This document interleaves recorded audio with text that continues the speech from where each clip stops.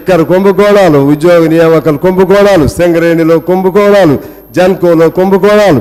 సింగరేణిది నేను మీ దృష్టికే తీసుకుని వచ్చాను. మా సింగరేణి ఒకప్పుడు మచ్చలేనటువంటి సింగరేణి మాది. మచ్చలేని, అసలు కరప్షన్ వినపడేది కాదు. ఇవాళ కరప్షన్ అంటే సింగరేణి మించిన కరప్షన్ ఇంతకంటే ఎక్కడ లేదు అనే పద్ధతుల్లో కరప్షన్ తయారైంది. ఆయన ఈ మధ్య పంపించారు. 9 ఏళ్ళు ఆయన నిర్విఘ్నంగా మహారాజులాగా ఉన్నాడు ఒక ఆయన. ఆయన పైన ఏం చర్యలు లేకపోతే భవిష్యత్తులో వచ్చేవాడికి భయం ఎలా ఉంటుంది?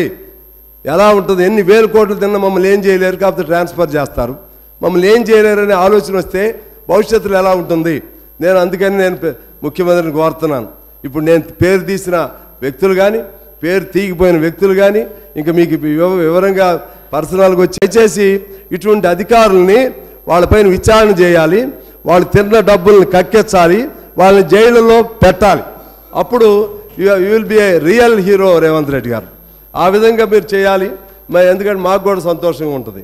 లేకపోతే కాసేపు మేమే మాట్లాడుకుంటాం, మమ్మల్ని ఏదో చెప్తారు, మరి ఇదంతా మామూలే అనే పరిస్థితి రాకూడదు.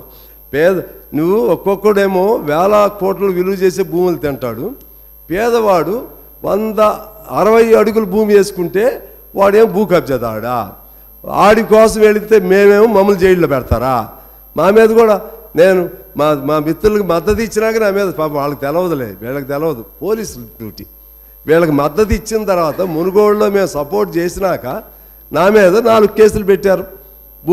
ఏది జెండా పాతాం ఓ చోట అబ్దుల్లాపూర్ మెట్లో భూమి కోసం, చేవెళ్ళు వెళ్ళా 2 చోట్ల కేసులు.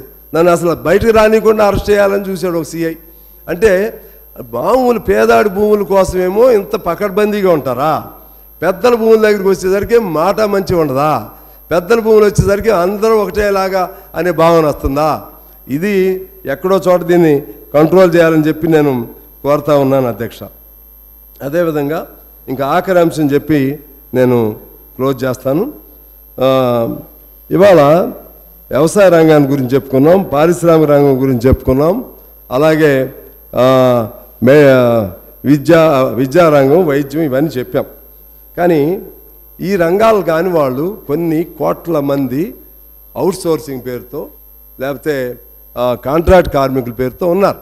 అప్పుడు మన కేసీఆర్ గారు అప్పుడు మంచి మాట చెప్పాడు, మనం తెలంగాణ అధికారంలోకి వస్తే ఇక నుంచి కాంట్రాక్ట్ కార్మికుల పదవే వినపడదు, అవుట్సోర్సింగ్ పేరే వినపడదు అని చెప్పారు. మా దగ్గర కూడా, మా సింగరేణిలో కూడా చెప్పారు.